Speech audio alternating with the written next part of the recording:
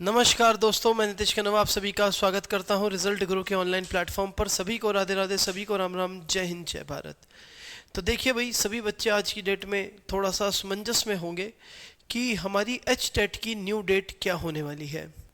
तो भाई H date की अगर मैं बात करूं तो एच डेट की न्यू डेट जो है वो कभी भी दिसंबर या जनवरी में आ सकती है। दिसंबर में आएगी या जनवरी में आ सकती है, ठीक है। दिसंबर जनवरी के आसपास आपको एस्टेट की न्यू डेट पता चल जाएगी। तब तक अब हम बच्चे, मेन बात क्या है कि भाई बच्चे ये हो जाते हैं कि भाई अभी हम तैयारी कर रहे थे, अभी तक न्यू डेट ही नहीं पता है, हमें पता ही नहीं चल पा रहा है कि पेपर कब होगा कब नहीं, अब हम क्या करें। तो भाई जो तैयारी कर रहे हैं वो तैयारी करते रहें, और जिनकी तैयारी हो गई है वो सबसे पहले किस तरीके से वो अपनी और तैयारी को बेहतर कर सकते हैं वो मैं आज यहाँ आपको डिस्कस करने आया हूँ। तो देखिए, अगर मैं कहता हूँ कि भाई एस्टेट की न्यू डेट हमारी जनवरी के आसपास आती है, तो अब आपको क्या करना है, सबसे पहले तो चैप्टर, एक एक चैप्टर उठाइए, उसको रिवाइज कीजिए।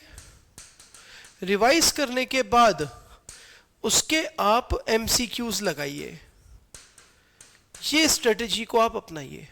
चैप्टर आपने उठाया, उसी के एमसीक्यूज। इसी तरीके से मान लेते हैं कि अगर 20 चैप्टर हैं तो जब आपके चैप्टर 20 तक आपने रिवाइज कर लिए और एमसीक्यूज उसके लगा लिए, उसके बाद आप जाइए सीधा मॉक टेस्ट पर।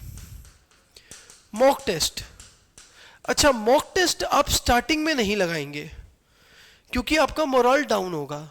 मॉक टेस्ट आप तब लगाएंगे, जैसे मान लीजिए अगर चैप्टर 1 से 20 तक आपके सिलेबस में है, तो जब आपके 15 चैप्टर्स पूरे हो जाएंगे और उनके अलग अलग एमसीक्यूज आप कर चुके होंगे, उसके बाद ही, यानी कि 75% सिलेबस जब आपको आ गया होगा, उसके बाद ही आप मॉक टेस्ट लगाना शुरू करेंगे।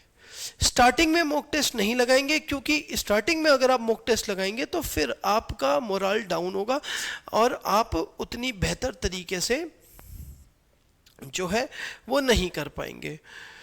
तो चैप्टर 1 में पहले आप क्या करेंगे, थ्योरी इसकी रिवाइज करेंगे।